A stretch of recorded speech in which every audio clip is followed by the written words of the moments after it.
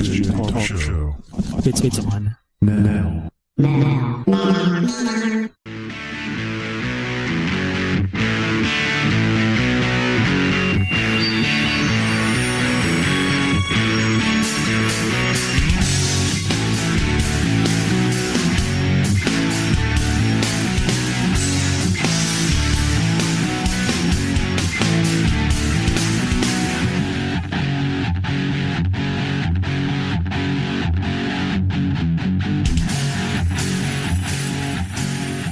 Greetings and salutations.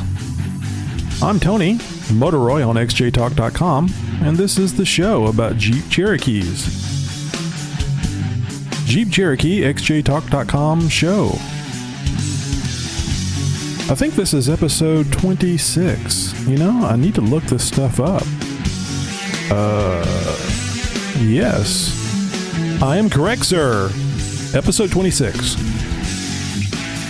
We're going to talk about your idle air controller and you. Exciting stuff. And we're talking about it because I just recently messed with mine and had some interesting results. The results were good, and then they weren't as good. Still good, just not as good. Anyway, we'll get to that in hopefully your calls in just a moment.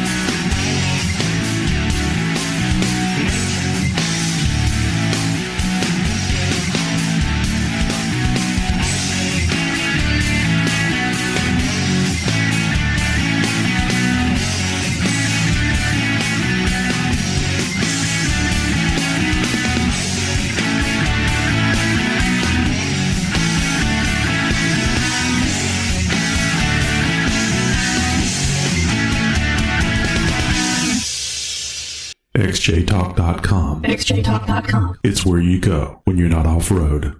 Well, first off, what I'd like to do is recognize the three people that we have in our chat room that's listening to the live show, watching the static banner on Ustream. It's Dalton 4x4, VW Full Y, and Weldman. Welcome, guys. Thanks for joining, and thanks for being here on time. I try to do the same.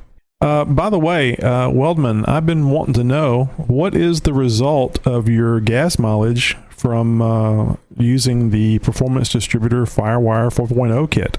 Weldman didn't know I was going to ask him, so I don't know if he's going to be in the position to answer quickly or not, but I'll give him a second to do that. Basically, we had a giveaway, and we gave Weldman one, and he installed his Performance Distributor 4.0 FireWire kit, and he was seeing an improvement on his gas mileage. At least it looked like it was. And he should have had at least one tank of gas run through it by now. And I'm just kind of curious if the mileage in your how many miles you got per tank went up, increased. Anything noticeable? Weldon says, yes, I did. And he says, or am. Yeah, I know you haven't taken it off, which is a good sign. I'm just curious if you saw, what were you getting, like 140 miles to a tank? Sure, man. Give it a call. Which one? Well, I don't know. You surprised me. You can do the one, Skype or the phone number. Calling would be better. We may have to mess with it. I haven't used the phone hookup here for a while, so may have to adjust levels and stuff. So you just have to bear with me. Yeah, we're going to talk to Weldman. He's going to call in and talk to us about his Performance FireWire results, and then I'm going to talk to you about my cleaning of my idle air control.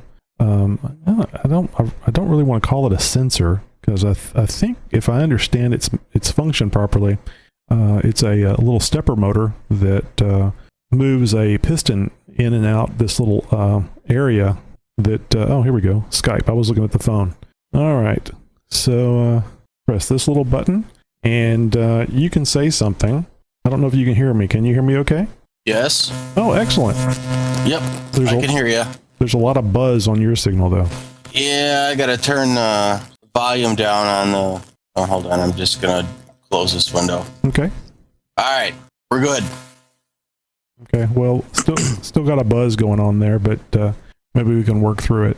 So anyway, what have you found out with your with the kit? Well, what I noticed right off the bat was right off the throttle acceleration. So better throttle response. Yeah, definitely. It was like as soon as you hit the gas, the truck responds just like that. Which is funny because I actually downloaded on the way home from work today app for my phone, my Droid. That's called hold on, it's ULYSSE Speed Speedometer, and it's got a bunch of different apps that are all in one, and it shows mileage traveled, how much you traveled today. It's got a compass. It's got a GPS location to know how close you are to like the different satellites, how whatever. It's got a 0 to 60 time, a 0 to 100 time, and a quarter mile time. And what I found out today is that my quarter mile doing X amount of miles per hour. I found it quite interesting, as in how long it takes you to travel a quarter mile.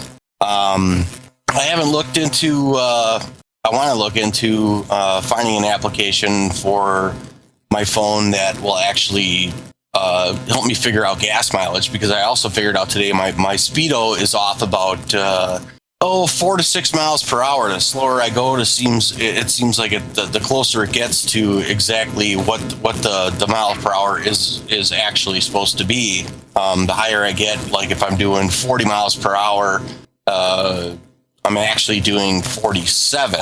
So it seems like the higher I get on the needle, the more off the speedometer is. So yeah, that's typical of different size tires than what is stock, because the little gear in the transfer case is set for certain diameter tires.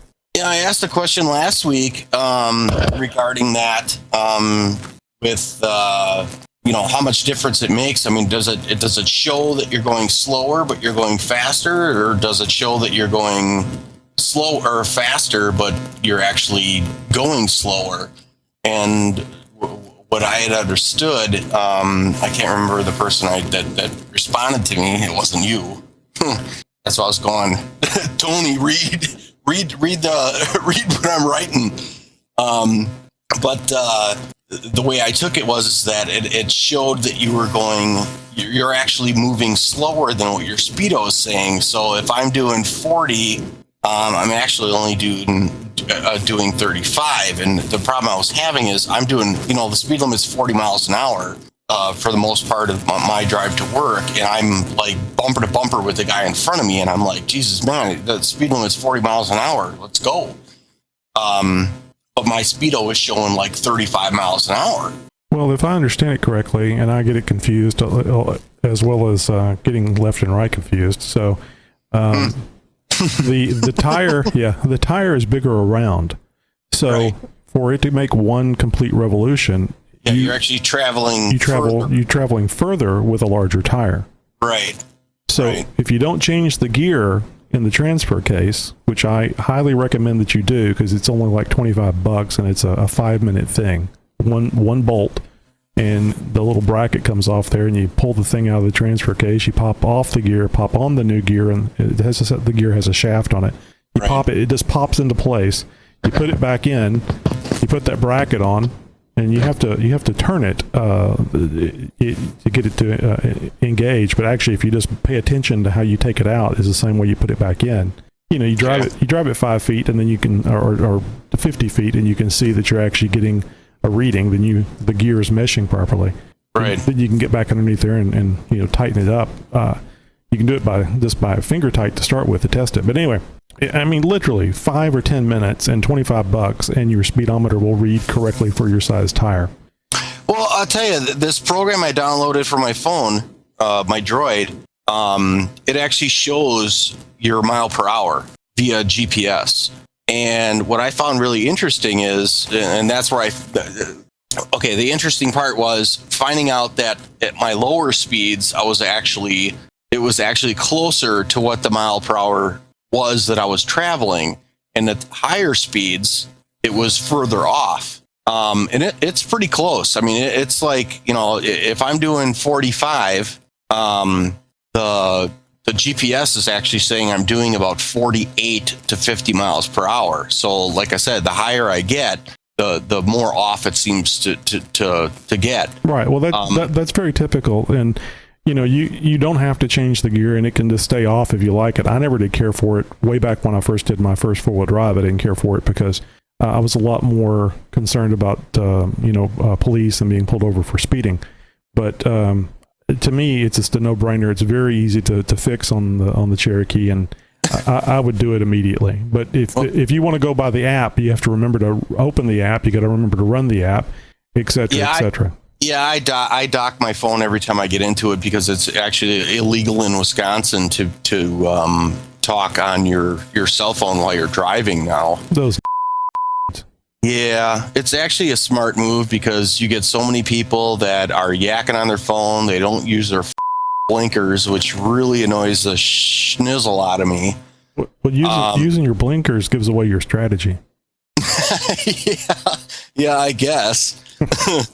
But with yakking on your phone or texting or I had a girl in front of me yesterday that the light turned green, all the traffic in front of her, which is about 6 cars, took off, and she's still sitting in the same spot, 40 feet from the light.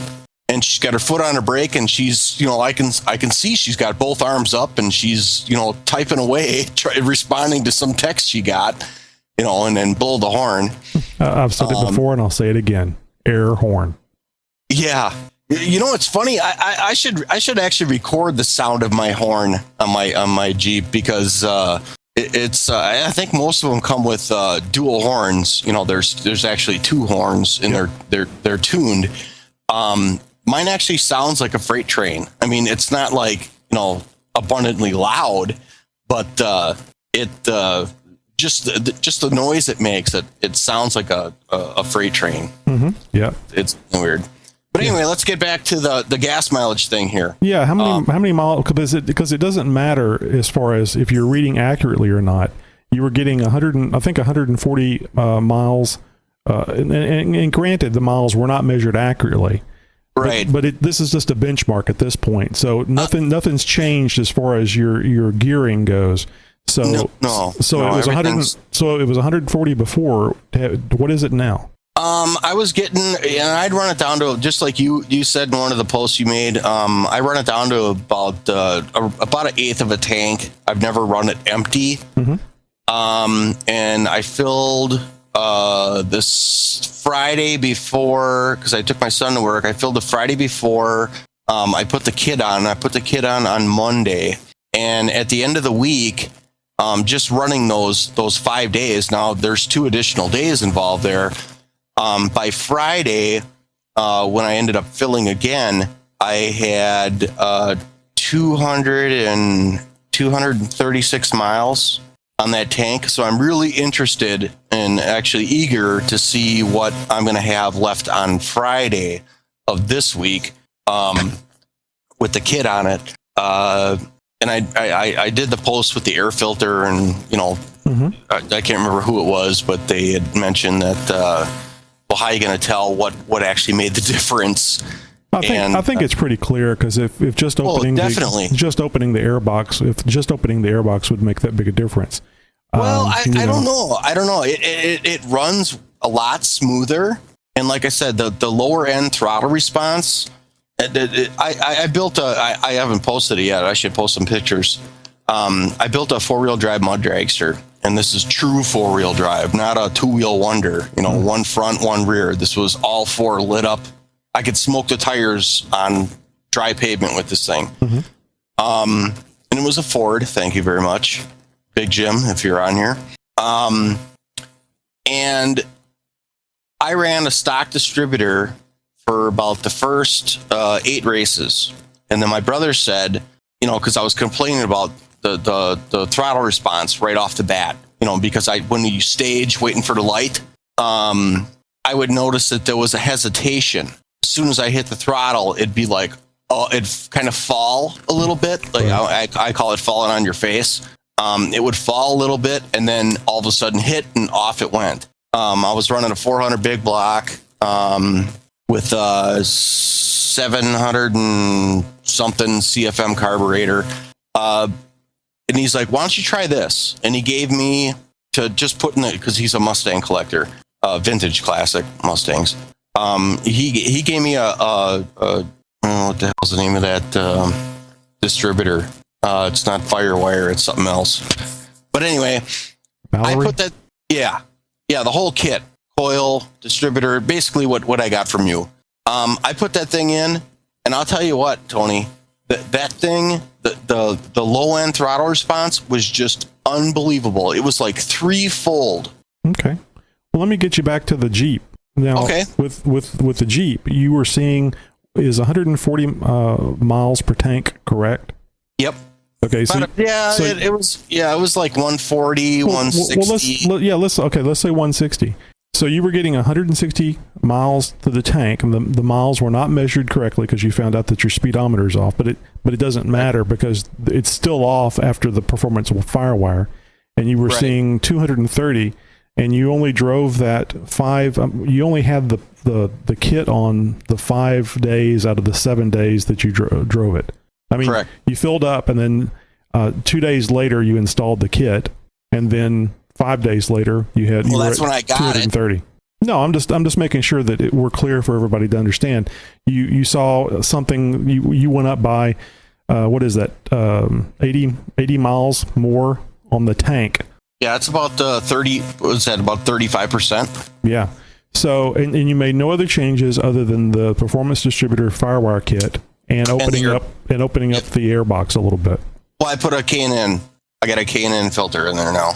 So when I did the K&N, I was like, yeah, what the hell? I might as well open up. And it's the stock. Excuse me. The stock airbox. The air opening is like 2 1/4 inches wide by 3 3/4 tall. Right. So I was like, went up on the loft and I was like, what do I got laying around? So I found a 4-inch flange for a PVC. It's like a floor drain. I'm like, I wonder if I could make this work. So, Right. Well, so, more air is better, but you race, so it's like putting too big of a carburetor on an engine. It doesn't matter. You can't put a 950 double pumper on a small block Chevy unless it is actually going to make use of that because of the higher compression. It basically you have to have more airflow through there, and if the engine's not capable of that, the carburetor is being underused and actually can be a detriment to making power. So unless you have a bigger throttle body or something different in there, opening up that airbox isn't going to help you unless there's a restriction. In other words, unless the engine wants it, it's not going to make a difference. Right. Well, as you were saying, with the carburetor not the carburetor is contributing too much. It's doing more than what the motor wants. Yeah. So when you throw a huge carb on a small motor, which a lot of people do, yeah, it's quicker. Yeah, because it's really cool. It's really neat to be able to say, "Hey, I got a Holley 950 double pumper on my 327." It's like, dude. Yeah, well, that's great. That might be a little much. Yeah, do you put your nose by the tailpipe? You're wasting half the fuel that's going into that carburetor, and it's coming out the tailpipe. That just means it's doing good because you're going through a lot of gas. Yeah, not when you can actually see you can actually watch the gas gauge drop. But it all goes hand in hand. So all you guys out there that are looking to whether you're looking to increase fuel economy, which is what I wanted to do, and Tony obviously had the same intentions with his. If you're a part-time wheeler or whatever it is that you are, just remember that both of those go hand in hand. So, just putting a K&N filter on, yeah, you're probably going to see a 2%, 3% increase in fuel economy. But if you're looking to get the high numbers for fuel economy, you're going to want to do a couple of things. You want better plugs for one. And I'll tell you what, switching to them Champions, I was a little apprehensive at first going to the Champions. Well, what were you using before? Because Champion is the good old standby. Auto lights. But you did use Champion, and you did a 0.054, 055? Yep, 054. Yep. I kind of fell in between what you said you did and what the maximum that the manufacturer was suggesting. Because you said you didn't have a bunch of luck going to the 065. Well, of course, the whole reason why I had two kits is because there was something up with my aftermarket CPS crank position sensor that was not liking the performance equipment that I was putting on there. And being the good guys that Performance Distributor is, they sent me a bunch of additional parts, overnighted them, so that I could try to fix this. So I went through a lot of grief trying to fix this problem, and it was really strange because it ran fine with all the old stuff on there. So I was taking it off and putting it back on, taking it off, put it back on, and then I just got so frustrated with it one day. I just tried putting the original factory CPS back on it, and it cleared right up. But even after that, I still had a problem running a large gap on the Champion spark plugs. And I think I did try something. Maybe I went with the 065, and then it didn't run to my satisfaction, and then I dropped it down to whatever it was I had in the post. I think you read it. You told me, because I have forgotten what gap I was using. Yeah, well, I think factory is 044 or something. 035. Okay. Yeah, I think that was what you used. You ended up going with 44, I think. Yeah, it was probably 45. But yeah, I didn't go as high as you did, and I certainly didn't do the 65. But it ran, and it seemed to run well. Now, the thing I noticed, no mile per gallon increase with my kit. I noticed it ran smoother. And also too, I've had this problem since it was brand new. When the fuel level gets really low and I make a left-hand turn, a sharp left-hand turn, it would sputter, and then would pick back up, like whenever the fuel level came back over to the pump and it was picking up. I guess the fuel pressure was going down. Yeah. And I'll say real quick, the noise that you're hearing when Weldman is talking is something over on his end. So that noise that you're hearing, yeah, I hear it too, and he's aware of it, and we apologize for the sound quality, but it's nothing with your equipment or my equipment. It's something coming from Weldman, and his information is to me is well worth hearing, even with the buzz. Well, I apologize for that. No, it's okay. I just want to make sure people know. It kind of gets louder and then quieter. Is that correct? Oh yeah, it comes and goes. Yeah, I'm hearing the same thing. I don't know what the hell it is. There's a guy up the street here with a big CB radio with running a linear on his base station, and that guy he'll talk through my speakers sometimes. Yeah, you don't have a fluorescent light on, do you? Nope. All that's running is here. Let me shut my monitor off from my surveillance system. Nope. See, it kind of seems like it got worse now. Yeah, all that's on now is my PC and the monitor. Well, it's not that big a deal. I just want to make sure that people that are listening or listening to the podcast later are aware that they're aware it's not something with their equipment. It is coming from there. Oh, okay. So that's the only reason why I was mentioning it. I wasn't trying to pick on you. Yeah, Kurt's got equipment. Hey, I appreciate the information and you calling in though. So this is a big deal. Now, certainly, and now I have not used the any aftermarket breather or anything, because an owner of one of the vendors was telling me, because I was looking at changing out, putting in that metal tube and one of those conical filters, probably a K&N, And he told me that he tried several things, and that was one. And this is on a Jeep Cherokee, and that was one of the things. Absolutely no difference. So you get better air, you might get better throttle response, but it did not improve the MPG. And now we don't know from your setup because you did two things at once. Right. So it may have helped, but my personal feeling is, based on the information that I've read on several posts and what I heard firsthand from somebody that has put one of those things on a Jeep Cherokee and tried actually 2 or 3 of them, because since he's a vendor, he has access to stuff. Mm-hmm. Yep. He says it makes no difference, and it wasn't worth me spending my $200 to get one. And that was kind of cheap. I was looking at a cheap one. Those things go up to $300. Well, that's kind of odd for a vendor to be telling you that. Well, I'm not going to tell you which vendor. Right. Yeah. He was being a good guy by letting me know, and I really appreciate that. And now it very well may work fine on a different engine. It really goes back to the same discussion that we were having about the carburetor. If the carburetor is not going to make use of the additional air fuel, then it's a waste. So if there's not a restriction for the 4.0, then the additional airflow is going to be wasted. It's not gonna suck any more air in. Now you might get better throttle response, and the air filter may be less restrictive, et cetera, et cetera. I don't know. But I'm just saying this because I think that you're seeing this big jump in gas mileage because of the Performance Distributor FireWire kit. And that, I'm very enthused by that because I was hoping to see a increase for mine, and I didn't. And I've read, before I spent my $179 on that kit, I did research on it. There was no way I wanted to spend that much money for something that wasn't going to do me any good. So I had read several sources that had measured results and saw increases like what you're talking about.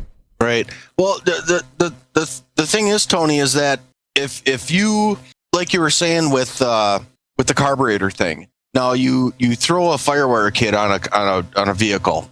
Now you have hotter spark and you're burning more fuel. You're not expelling raw fuel. You know, the catalytic converter, for those of you that don't know, I don't know how many people are on right now, but what the cat does is the cat is there to burn off excess fuel before it exits the tailpipe. Yep. So, and that's one thing that I just thought of, the whole reset the computer thing, because I didn't even think of that. By doing that, I'm hoping to see even a better increase in fuel economy. Because like you know, I travel 44 to 46 miles, whatever it is exactly, every day back and forth to work. Excuse me. Yeah, 44 is what I travel, so it sounds like we have a similar commute. Yeah. Well, I take all the back roads because I still got that depth wobble because I can't afford to get a decent track bar. But breakies, where the hell was I going? I want to help you, but I don't know. Okay. you increase your spark, so you're burning more of the fuel that's in the cylinder.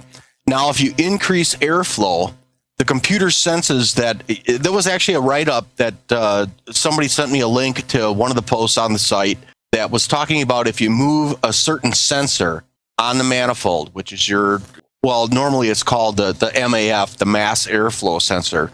And all that does is it reads how much air is traveling through the intake, and it adjusts the fuel to accommodate for how much air you're taking in and whatever. Well, let me make a quick correction. It's actually a MAP sensor, MAP, and that's I believe that reads air pressure, not flow, because we don't have a mass airflow sensor on the Jeep. Mm-hmm. That's what I'm getting at. That's why they're not mounted in the airbox. Right. Yeah, on the newer vehicles. On mine anyway. It's on the side of the side of the throttle body. Right. Well, you have a 98? Yes. Okay. Mine's a 95. Mine's mounted it's behind the throttle body in the manifold. So moving that, the guy said he saw, 3 miles more per gallon by moving that. Well, okay, well, that's wonderful, but it's not utilizing what it's for. Right. So I guess to kind of wrap this up, I don't know if anybody else wants to call in or not. By increasing the amount of airflow through the motor and increasing the amount of spark and how much fuel the engine's burning is definitely gonna be, obviously that's better. But if you just do one or the other, by increasing the amount of spark or how much fuel the motor's burning, but it's still not taking in enough air. Do you know what I'm getting at? Right, but to increase the air, you have to increase the fuel. And to increase the fuel, it requires different pressure regulator. It requires a different injector. I think what the Performance Distributor FireWire kit is geared towards is burning the air-fuel mixture that's in the cylinder better. But the computer manages that. The computer manages how much fuel is injected. If there's X amount of air coming in and X amount of fuel being burnt, so that's what your O2 sensors are doing. It's sensing the how hot the fuel is or how hot the burn is coming out. So the increased temperature of more fuel burning is going to increase the amount of fuel coming in. And all O2 sensor is it's a switch. It goes on and off. That's it. So you guys that buy the cheapo, code readers or whatever, and it says your O2 sensor's bad, with a computer like you have, Tony, you can actually see what the O2 sensor is doing. Right. And you can see the increase or decrease in the amount of fuel that's being input, put into the motor. So that'll increase or decrease depending on how hot your burn is and how much flow of air you have coming into the motor. Right. Yeah, I think I understand what you're saying, but I think that there's a limit in the programming on the ECM as far as how far it'll go, and there's certainly a limit on the pressure that's being sent from the fuel pump. And I think this is why people that have that build strokers often don't see the performance improvements that they thought they were going to get out of it, because they didn't change the intake, they didn't increase the airflow. It's the engine itself. If I'm remembering correctly, you do have to change the injector, so there's more fuel. But if you don't increase several aspects of it, then the computer is not going to be able to do better for you. So I don't think that the additional air. I don't think the 4.0 is going to require more air than. I mean, certainly what you did is fine. I don't think that opening that up, a couple of square centimeters is going to be too much air. I think that's going to be fine, but I don't think that it's going to increase your gas mileage by 35%. That would be too easy. And the 4.0, one of the things that Jeep had a problem with the 4.0 was they discontinued that engine because they were not getting the gas mileage out of it that they wanted to. That's why they put the underpowered piece of V6s or whatever it is they have in the TJs, the JKs now. Yeah. So I don't, if it was something as simple as opening up that aperture on the airbox, they would have done that. Yeah, but engineers like I know engineers, and those are guys, pencil pushers that sit behind a desk and go, well, yeah, this looks good, and according to the numbers and the computer's saying that the flow is right and whatnot.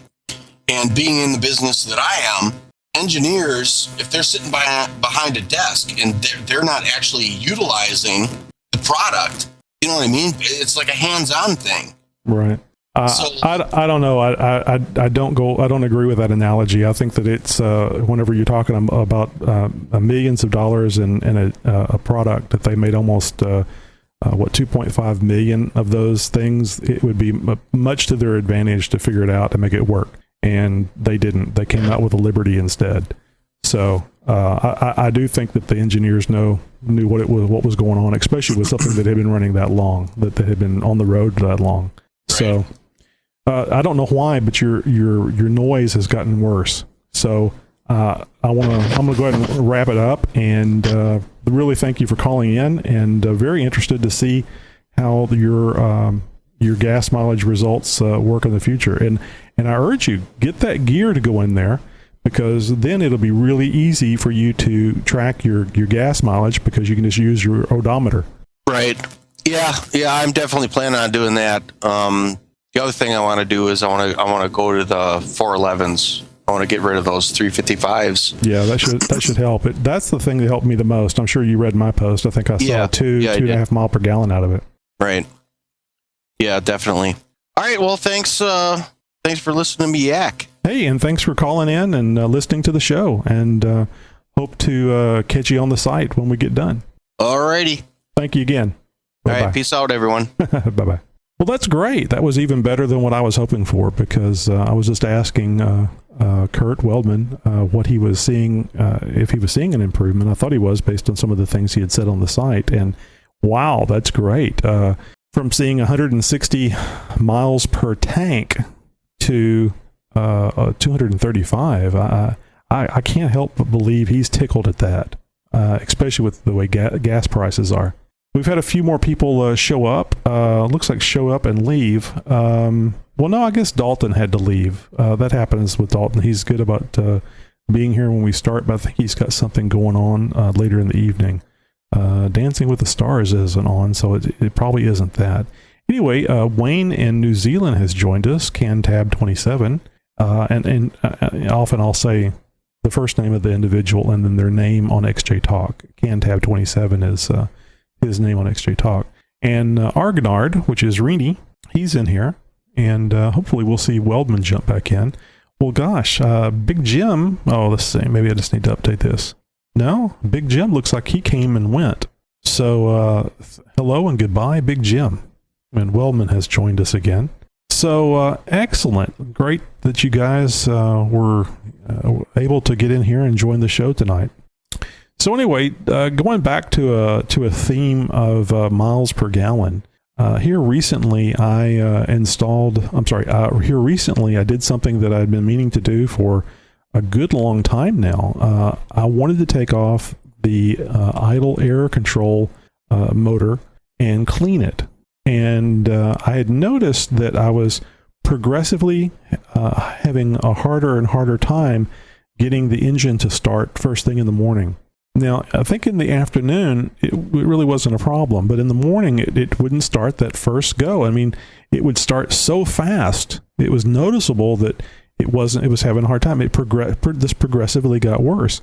And I believe that I tried cleaning the throttle body. I didn't take the throttle body off. I just put a paper towel in there and sprayed and cleaned, and there was a lot of gunk in there. I mean, I probably was at the 130,000, 140,000 mark whenever I did this.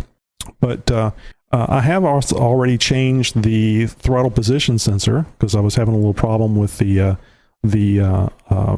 transmission shifting at one point, and when I would after driving, I would put it in park, and I'd run about 1,200, 1,300 RPM, and it was just strange.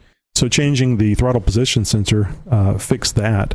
And then I think in a quest to try to help my gas mileage, after changing the O2 sensors and a few other things, I changed the map sensor, and that didn't make any difference. None that I could tell anyway, no measurable difference. So one of the only thing on that throttle body that was on the throttle body that I hadn't done anything to was the idle air control, the IAC. And I thought I'd read someplace about cleaning it, and I thought that I would try that. I'd also read about doing the seafoam thing, which was a lot like the same thing that I did with my old 350 and 327 and transmission fluid, automatic transmission fluid. Just pour that through the carburetor, and you get this white smoke out. But the automatic transmission fluid had a tendency to clean things out of the engine, any deposits. And I'm sure it didn't clean it as well as taking the thing apart and cleaning it up, but it made it run better. And if nothing else, it was a hell of a lot of fun, because it was like the old time mosquito sprayers that used to come down the road that us as kids would ride through. Boy, we didn't know what the hell we were doing. I think that stuff was DDT. Anyway, big, huge white billowing cloud. It was just a blast to do that. I'd often thought about setting up a spare windshield wiper reservoir and a feed of the automatic transmission fluid in the reservoir that would feed straight into the what is it, the opening, I can't remember what it's called, the opening of the carburetor, and have a kind of a James Bond thing, press a button, it starts pumping automatic transmission fluid into the carburetor and you get all this billowing smoke. Anyway, I never did, and of course I never got arrested, so it all worked out for the best. So anyway, I seafoamed it, and to my amazement, the hard starting problem went away. And after about 2 days, it came back, and it progressively got worse. I think I seafoamed it again. It went away, and then over 2 days, it came back. So the interesting thing was, as it got worse, not only would it have a hard time starting in the morning, then it started having a hard time starting in the evening, and then it instead of, if I'd go down to Lowe's or someplace and run in and get something, come back out, it used to start right back up. No, now it doesn't want to start first time just after a short trip and a short time just being in the store and coming back out. So I've just gotten used to it taking about 2 to 3 times to start. It runs a little rough for about between 2 and 5 seconds. It lines right out. And it's snappy. There's good throttle response. Everything runs great. So cleaning the IAC was on my list to do because I thought that would make a difference. Maybe the seafoam was cleaning stuff up, but not cleaning up as good as it need to be. So I actually removed the throttle body from the intake, and oh my God, the that I went through trying to change that throttle position sensor. I bet you I spent an hour. Because one of the I forget the Torx screws that they have holding that thing on messed up, and I had to cut a notch in that thing with a Dremel tool so I could get a screwdriver on it and take it off, and it was just horrific. 4 simple bolts hold that throttle body onto the intake, and the cables for the I guess it would be the transmission kick down, the actually opening and closing of the throttle body itself, they just pop right off. Very simple. Take those 4 bolts off there.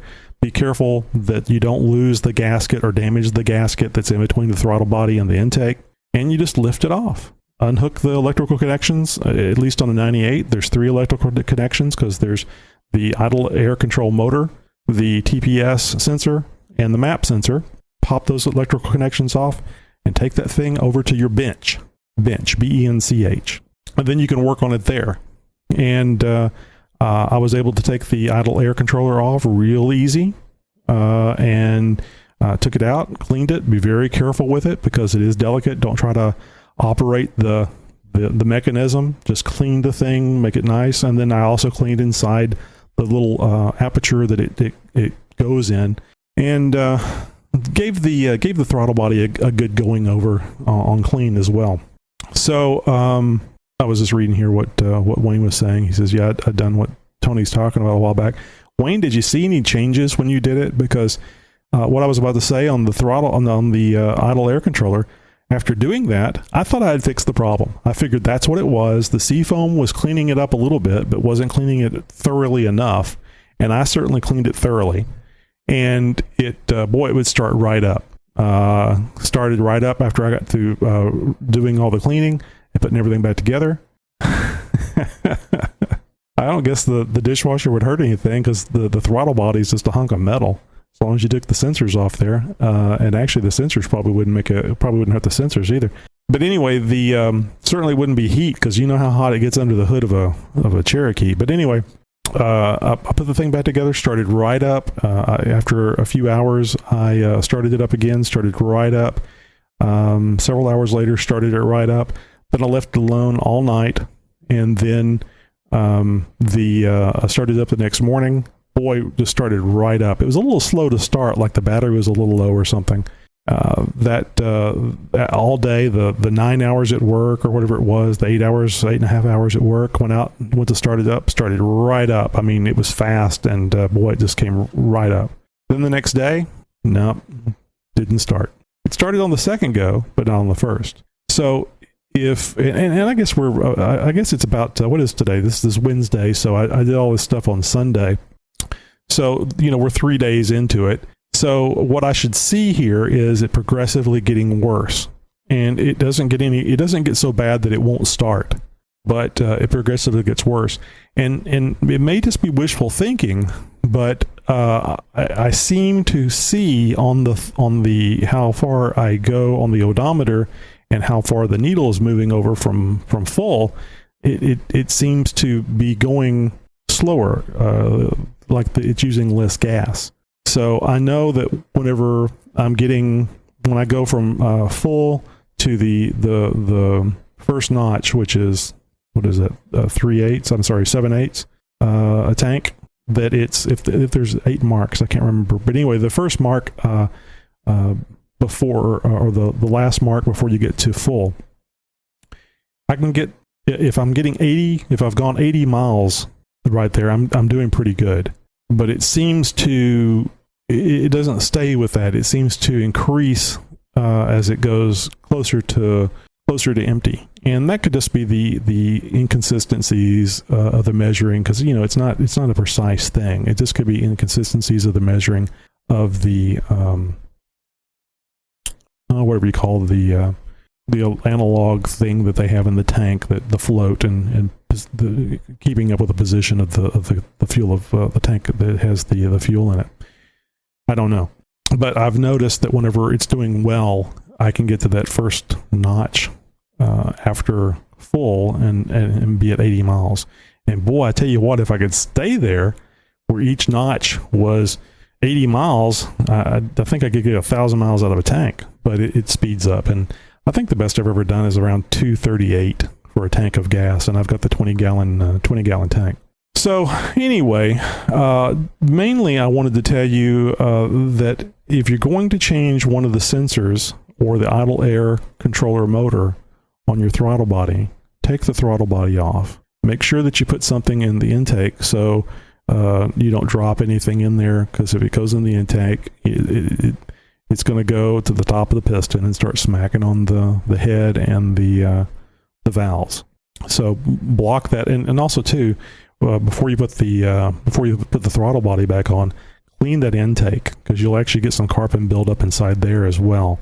And you just want to make that thing nice and shiny and clean. And it's probably not a bad idea to do that every so often. I don't know if it needs to be done annually, but it shouldn't hurt as long as you take your time. Make sure that you don't damage the gasket. You don't want to get any airflows going through anything other than the throttle body. So you want to make sure that gasket is good. You might actually want to replace it whenever you every time you take the throttle body off. Those things can't be that expensive. It was just a very thin piece of material. But cleaning the throttle body might be a good idea as a regular routine, especially with our aging Jeep Cherokees. Couldn't hurt as long as you do it right. And it is very, very simple. And as always, with any advice that you get, not only here but also too from xjtalk.com, it's your responsibility to take that advice and do what you think's best with it. It's your vehicle. We don't want to tell you to do something that's going to cause damage to your vehicle or keep you from getting back and forth to work, or just having the joy of driving your Jeep around. So you need to temper what we tell you with what your abilities are. And if you don't feel that you have the ability to do these things, take it to a certified mechanic. Let them do it for you. Many of them will let you watch, even if it's just outside the bay, and you can maybe get a good idea of what you can do, and try other things. And when your skill level gets to a certain degree where you feel comfortable doing it, then you can do it yourself. But for those shade tree mechanics, and you know who you are, it's a very simple thing. I should have taken off the throttle body long ago, but I have a little, especially when I'm working on something that takes me back and forth to work, I'm a little timid in doing things that I haven't done before. And taking the throttle body off that intake was the first time I've ever done it. I've done other things that have to do with other vehicles, and so I do have past experience in working on vehicles. I've built engines, I've done a lot of things, but there's certain things I haven't done, and I always try to bone up on what it is that I should expect to see and what it is that I should expect to do once I'm there. And I feel much more confident actually after I've actually done it. So only do the things that you feel comfortable doing and be very careful. You might actually even want to, it seems like everybody has a smartphone these days.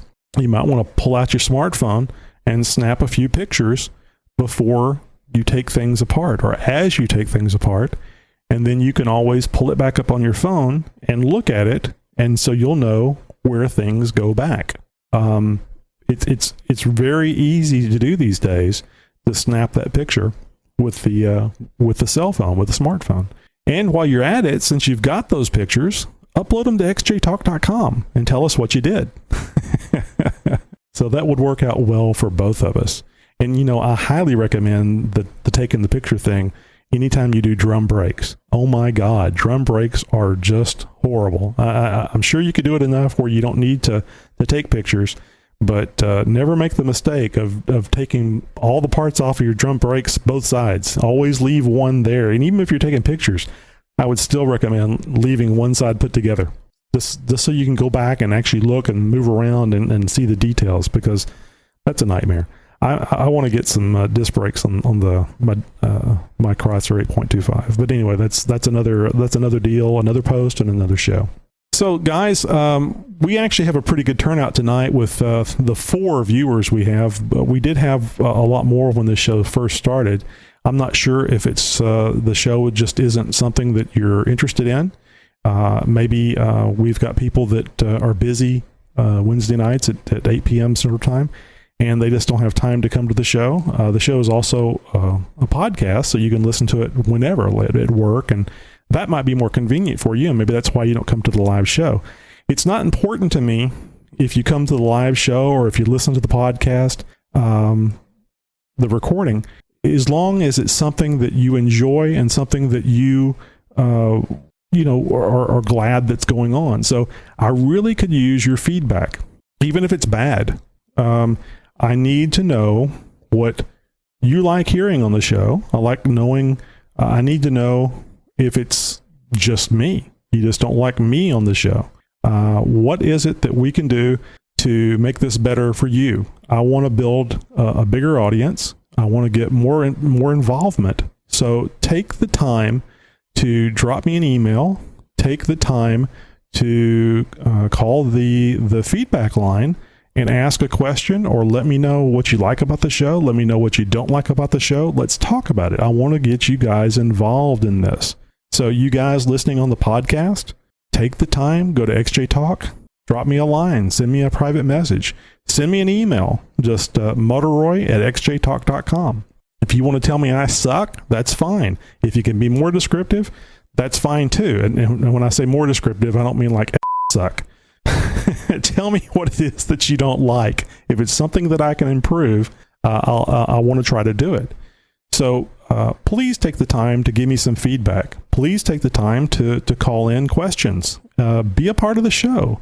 I don't want it to be just me. I never did. I want involvement. I can't make fun of anybody if you're not being involved, and that's the fun for me. So the feedback number that you can call 24 hours a day, 7 days a week is 530-675-4102. 530-675-4102. Just call, anything, message, just leave your name, where you're calling from, and your comments on the site, the show, the site, any of it. I want to know what we can do to make it better. We're also on Facebook. I think we got about 600 or 700 friends on Facebook now, and I know that we've gotten a few new members from Facebook, and I think several of them are outside the country. Germany, Russia, Serbia, where else? Chile, and it's all the members are I'm always interested in members on the site, no matter where they are. But it just tickles me whenever somebody has a Jeep Cherokee in another country, and often those are Jeeps that aren't like ours.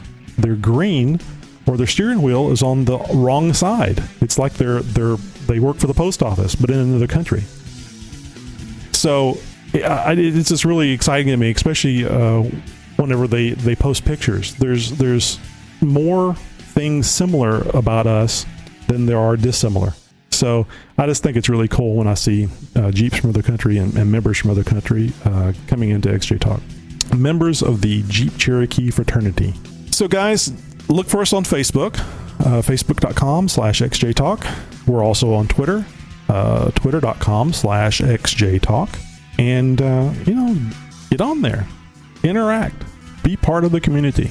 So guys, thanks so much for listening. Thank you guys for downloading and listening to the podcast. And we'll catch you next week, Wednesday, 8 p.m. Central. Guys, have a great week.